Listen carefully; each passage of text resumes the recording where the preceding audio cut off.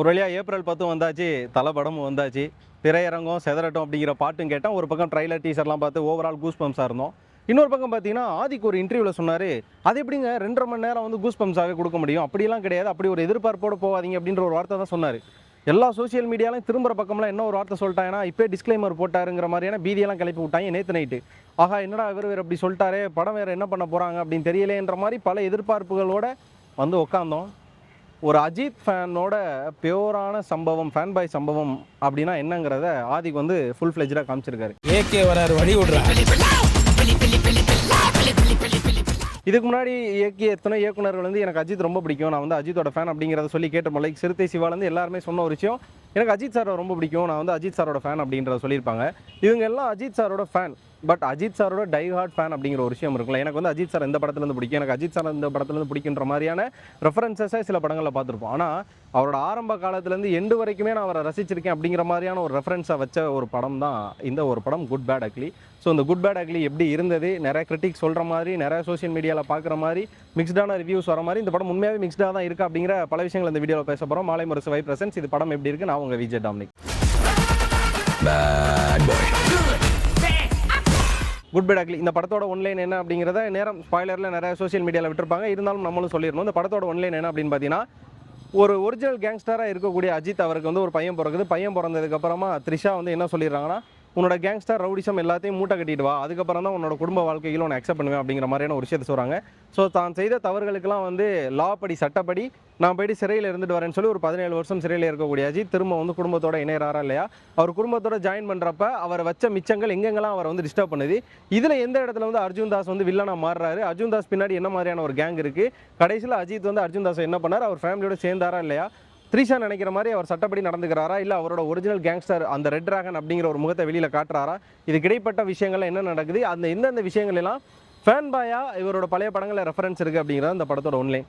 Sir உங்க card மேல ஒரு 16 நம்பர் இருக்கும், அந்த 16 நம்பர் கொஞ்சம் சொல்றீங்களா சார்?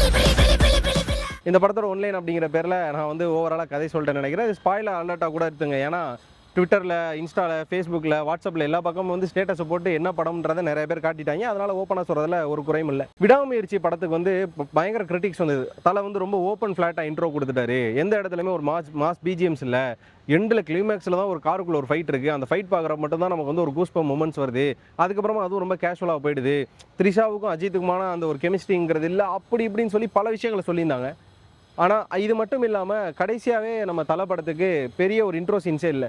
அது எல்லாத்தையுமே உடைச்சி ரொம்ப வருஷத்துக்கு அப்புறம் ரொம்ப ஒரு மங்காத்த அளவுக்கான ஒரு இன்ட்ரோன்னு சொல்லுவோம் தெரியுமா, ரொம்ப வருஷத்துக்கு அப்புறமா ஒரு இன்ட்ரோ, ஒரு நல்ல ஒரு இன்ட்ரோ, கூஸ்பம்ஸான ஒரு இன்ட்ரோவோட தான் படம் ஸ்டார்ட் ஆகுது. படம் ஸ்டார்ட் ஆகி எண்டு வரையுமே கூஸ்பம்ஸ் தான். பட் ஒரு சீன்லேயுமே அஜித் அவர்கள் கொடுக்கப்பட்ட அந்த ஸ்லோ மோஷன்ஸ், அந்த பிஜிஎம்ஸ்லாம் வந்து ஒரு கட்டத்தில் ஃபேன்ஸை கத்த வைக்கிற அளவுக்கு ஒரு எலவேட் பண்ணுற இடத்துக்கு எடுத்துகிட்டு போகுது. ஏன்னா நம்மளே பார்த்துருப்போம், அஜித் வந்து அதிக அளவில் ஃபேமிலி ஃபிலிம்ஸ் பண்ணுறதுனால குடும்பம் சார்ந்த டைலாக்ஸ் இருக்கும். அவரே மாஸ் பண்ணிக்க மாட்டார், அவரை வந்து நான் யாரும் தெரியுமா அப்படிங்கிறத பேச மாட்டார். அவரை சுற்றி ஒரு 10 பேர் இருப்பாங்க, அந்த 10 பேர் பேசுவாங்க. இதுதான் வந்து கடந்த சில படங்கள் இருந்திருக்கும். இந்த படங்கள் அது மாதிரியான சீன்கள் இருந்தாலுமே அவரை வெறுமனே பஞ்ச் டைலாக் இல்லாமல் பழைய படங்களில் இருக்கக்கூடிய ரெஃபரன்ஸ், அதாவது வந்து நீ யாருங்கிற உன்னோட வரலாறு புரட்டி பார்த்தேன், நீ ரொம்ப வில்லனாமே, நீ காட் ஃபாதராமேன்னு சொல்கிறப்பலாம் அந்த வில்லன் காட் ஃபாதர்லாம் அவர் பண்ண படங்கள் அப்படிங்கிறது நம்ம எல்லாருக்குமே தெரியும். இப்பதான் உங்க வரலாறு எடுத்து பார்த்தேன், நீ பெரிய வில்லன்னு கேள்விப்பட்டேன். அதை ரெஃபரன்ஸ் கொடுக்கும்போது சரி, அவருக்கு ஒரு ஃப்ளாஷ்பேக் சீன் ஒன்று ஓப்பன் பண்ணுறாங்க, அவர் எப்படி மும்பைக்கு வந்தார் அப்படிங்கிற மாதிரியான ஒரு ஃப்ளாஷ்பேக் சீனு. அந்த ஃப்ளாஷ்பேக் சீன் ஓப்பன் பண்ணும்போதெல்லாம் அதில் வந்து அமர்கலம் படத்துலேருந்து, தீனா படத்துலேருந்து எல்லா ஒரு ரெஃபரன்ஸ் வரதெல்லாம் பயங்கரமாக இருந்தது. சரி, ஓகே, இதுதான் வந்து ஒரு ஃப்ளாஷ்பேக்னு சொல்லி நினச்சிட்டே இருக்கும்போது திரும்ப இன்னொரு ஃப்ளாஷ்பேக் ஒன்று ஓப்பன் பண்ணுறாங்க. அதில் தான் எந்த இடத்துல ஏகே வந்து ஒரு இன்டர்நேஷ்னல் டான் ஆனார் அப்படிங்கிற மாதிரியான ஒரு கதைக்களம் ஒன்று ஓப்பன் ஆகுது. ஏன்னா நம்ம எல்லாருமே பாசிட்டிவ் பேசும்போது நெகட்டிவ் கேட்போம், அது எப்படா உள்ளூரில் டானாக இருக்காங்க, திடீர்னு பார்த்தா ஃபாரினில் டான் ஆகிடுறாங்க அப்படின்னு சொல்லி.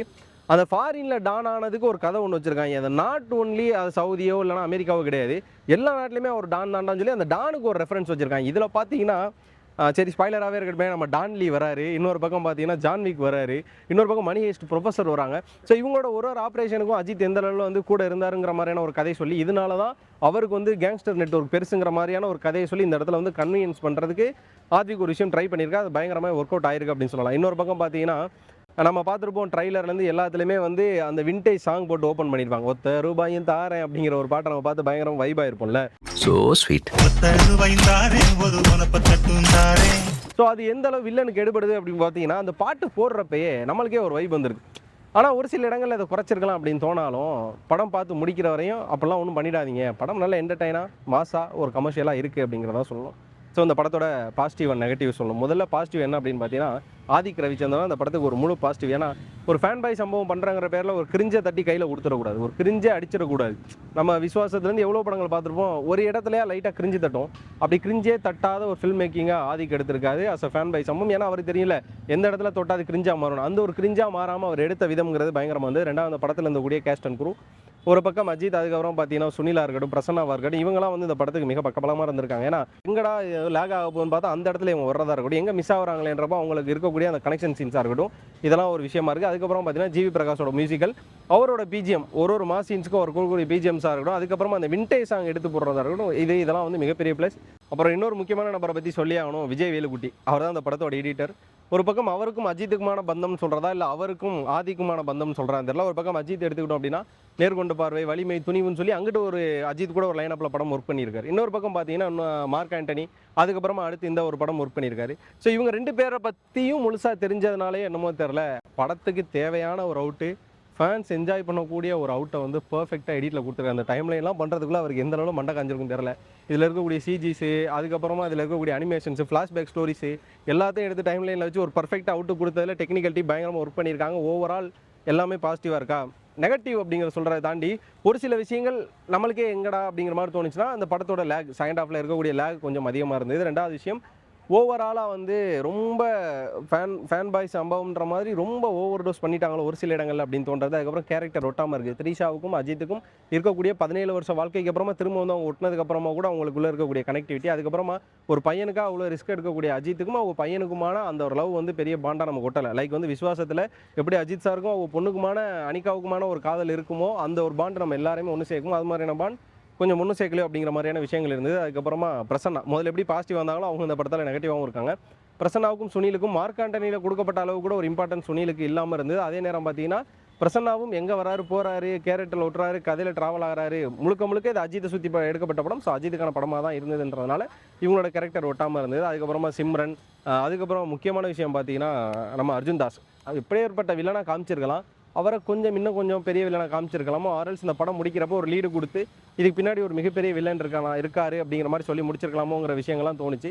அதுக்கப்புறம் அங்கங்கே அந்த விண்டேஜ் சாங்ஸ் எடுத்து போட்டது கூட ஜிவி பிரகாஷோட ஒரு 100% கொடுக்க முடியல அப்படிங்கிற மாதிரியான விஷயங்கள்லாம் இருந்தது. நெகட்டிவ்ங்கிறத தாண்டி இது இன்னும் கொஞ்சம் பண்ணியிருக்கலாம், இது வந்து மற்ற ஆடியன்ஸ் பேசுறதுக்கான இடத்த கொடுக்கக்கூடிய ஒரு விஷயமா இருந்தது.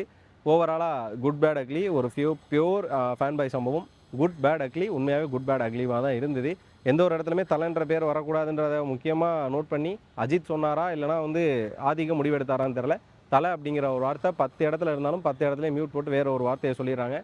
இந்த படத்தில் எந்த ஒரு சீனை எடுத்து கட் பண்ணி நீங்கள் வாட்ஸ்அப்பில் போட்டாலும் அது வந்து கண்டிப்பாக அஜித் ஃபேனுக்கான ஒரு ஸ்டேட்டஸாக தான் இருக்கும். ஓவராலாக இந்த படம் அஜித் ஃபேன் பாய் எடுத்த ஒரு பியூர் சம்பவம். அஜித் அவர்கள் காம்ப்ரமைஸ் பண்ணி நடித்ததுக்கு ஒரு நல்ல ரிசல்ட் வந்த படம் அப்படின்னு தான் சொல்லணும். ஓவராலாக உங்களோட கருத்து இந்த படத்தை பற்றி என்ன அப்படிங்கிறத கண்டிப்பாக கமெண்ட்டில் சொல்லுங்கள். இந்த வீடியோ பிடிச்சிருந்தா லைக் பண்ணுங்கள், ஷேர் பண்ணுங்கள். மறக்காமல் மாலை முரசு வைபை சப்ஸ்கிரைப் பண்ணிவிட்டு பக்கத்தில் இருக்க பெல் ஐக்கானை கிளிக் பண்ணிக்கோங்க.